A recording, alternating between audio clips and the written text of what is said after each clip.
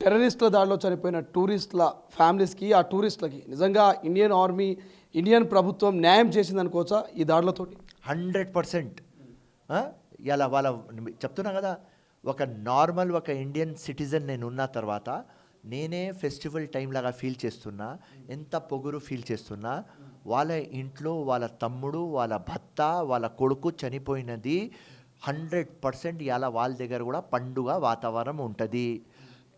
కానీ దీంతో మనం ఆగవద్దు.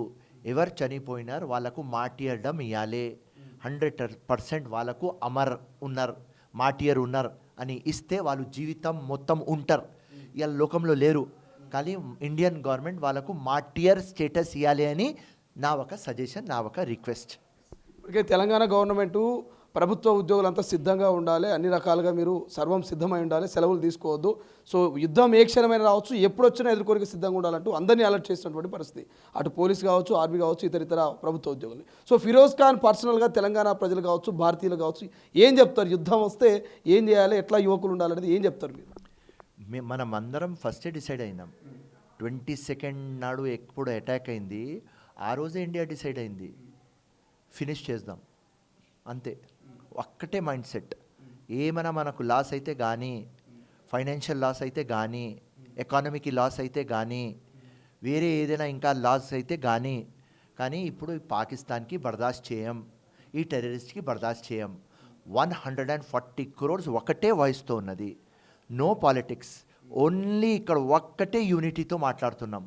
నరేంద్ర మోదీ మీరు ముందుకు పోండి, మీ వెనక మేము ఉన్నాం. సింపుల్.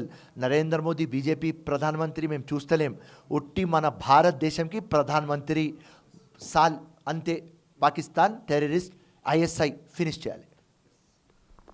సో ఇది మొత్తం మీద ఫస్ట్ రియాక్షన్ ఫిరోజ్ ఖాన్ నుంచి మనం తీసుకున్నాం. ఫిరోజ్ ఖాన్ ఒక్కడే మాట చెప్తున్నాడు. ఇక తెలంగాణ భాషలో, హైదరాబాద్ భాషలో పాకిస్తాన్కి మన ఆర్మీ ఉచ్చబోయించి వచ్చింది. సో ఏది ఏమైనప్పటికీ మాత్రం ప్రధాని మోదీ వెనక మేమున్నాం. ప్రతి ఒక్క యువకుడు, భారతదేశంలో ఉన్నటువంటి ప్రతి ఒక్క యువకుడు కూడా పాకిస్తాన్ కనుక యుద్ధానికి వస్తే ఎదుర్కోవడానికి సిద్ధంగా ఉండాలంటూ చెప్తున్నటువంటి పరిస్థితి.